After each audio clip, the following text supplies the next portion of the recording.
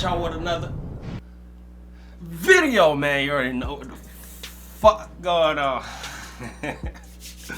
Welcome back to another video. So today I got y'all with a special video. This one is called We Miss You Still Believe. So this is some educational shit. Educational. What the fuck am I talking about? Educational shit, you know. Make sure you're paying attention.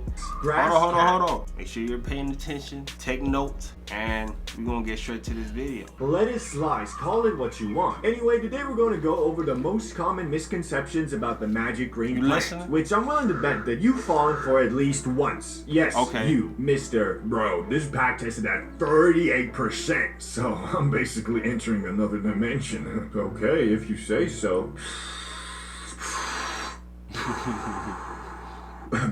So, how is it? Well, I guess. Mouth is really dry though.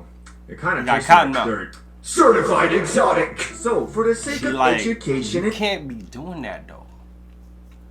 Just fucking, I don't know how people do it, bro. Like, you smoking and you don't have no bev, bro. Science, we are going to go over every Zaza myth from funny to dumb to dangerous, so the populace may have a better understanding of the magic green plant and avoid the risks they were subject to before. Whether you're a seasoned lettuce enjoyer or a rookie roller, these myths have been floating around since the dawn of the J, and even though people are a lot more informed these days, you'd be surprised at how many people still believe that higher THC percentage equals stronger high. This is probably the most common rookie mistake in the lettuce community. Is it not? People walk into dispensaries like they're buying a protein shake. And what's the strongest thing you got? 35%? Is it not? Or is I'm tripping? Isn't the highest percentage of THC is the one that can get you highest, the most or whatever?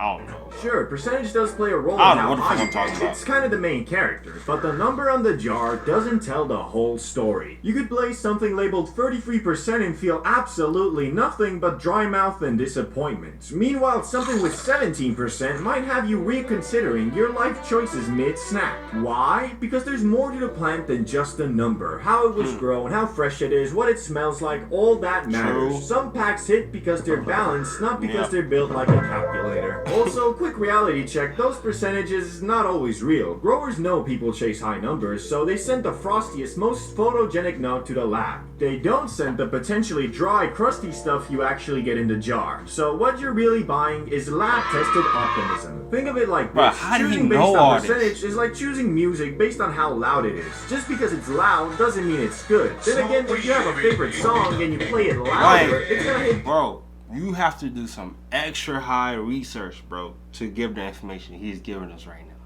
If you get what I'm saying. Usually, you want something that doesn't just blast you, you want something that actually feels right. So yeah, the number matters a little to the extent that a 6% pack is going to be mellow and anything between 15 to 25% is going to hit more. But beyond that, it's just marketing. So don't let it trick you into thinking you're buying magic. Otherwise, you'll keep paying $60 for mid in a shiny bag. Which, next one is something I believed in myself up until just a few months ago. That's crazy, I didn't know that. Equals energy.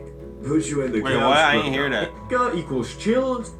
Equals energy. Oh yeah. Push you in the couch, bro. Wait, is that not? Bro. So what does it mean? Get you creative and energized.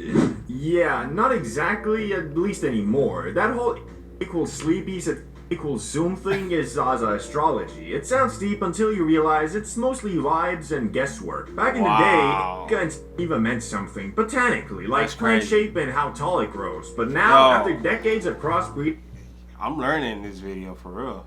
I hope you learn too, bro. I'm learning. Like, this some shit I believe, bro, until now, and I'm like, damn, that don't mean shit. You're smoking some hybrid mutant with 6 parents and a confusing childhood. You might get an that makes you vacuum your room at 3 a.m. So what about when you go to the fucking smoke shop though? When you go to the smoke shop, it got the labels. Some labels say indica, some labels say sativa. But this nigga right here said that shit don't even mean nothing. You smoke they both the same weed. It's a mindset thing. Into the couch watching YouTube documentaries about ants. It's not about the label, it's about how your brain reacts to whatever is actually in the flower, bro. Which is exactly where today's sponsor, 5C 10 milligram high potency gummies come in. The best part about 5's gummies are the huge variety of options you can choose from. A nice middle ground. You see how he just sneaked that ad in there? That exact variant. Watermelon. And to make sure the new are eligible to get a pack, my code CBD. You see how my man's and has lightning bolts on it. But they both swear it's sativa because the bag is yellow and has lightning bolts on it. To be fair though, you do have a higher probability of getting a chiller vibe with indica and more of an active vibe with sativa, just that it's not always the case, and a lot of times an indica strain can make you just as productive as with sativa. A lot of it is also just in your head. Like, if you're a daily smoker and smoke sativa during the day and indica at night, you're going to feel like you're more productive with sativa because every time you use it, you actually plan on doing stuff, compared to indica where you plan on, just hanging around. But this next one might be the most dangerous misconception out of them all, and that is you can't overdose on grass. Ah yes, the ultimate stoner defense mechanism. You can't overdose on za, bro. It's impossible. It's natural.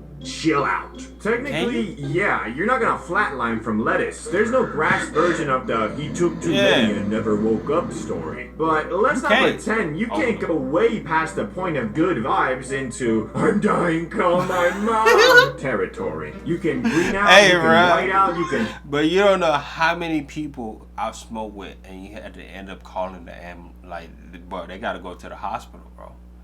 Some people just, it's like, it's not for them. They can't handle it, or they try to be cool, and then like, bro, you just start being fucked up. You know how you smoke with somebody and you be like, bro, I can't smoke with them again. Yeah. Throw up, panic, forget your name, think you're in a dream, and try to call 911 on your cell. I ain't never been like that though. But sure, not an overdose, just when I first started smoking, my first time smoking, I was just like this, bro. But after that, I was good. Spiritual reset. It usually goes like this. You take an edible and it's not hitting, so you take more. Then about 45 minutes later, your soul leaves your body and watches you pet your wall for emotional support. Congratulations, you're not dead, but you are definitely not okay. So no, you won't overdose in the technical sense, but if your definition of overdose includes uncontrollable sweating, time dilation, at that point you just want to kill yourself, bro. Manually, after a certain blood, you very much can overdose on za, especially with long-term heavy use, which can cause psychosis. So just because it's a plant, at that point you just want to kill yourself. Like, oh, you need to smoke 200 pounds of za to overdose, doesn't mean you shouldn't be mindful of your consumption. Which kind of takes us to grass makes you lazy. My teacher once told me, boy, you smoke too much of that lettuce, you'll never do anything. That definitely don't happen. It's a mind, bro. I'm telling you, bro. It's a mindset thing, bro.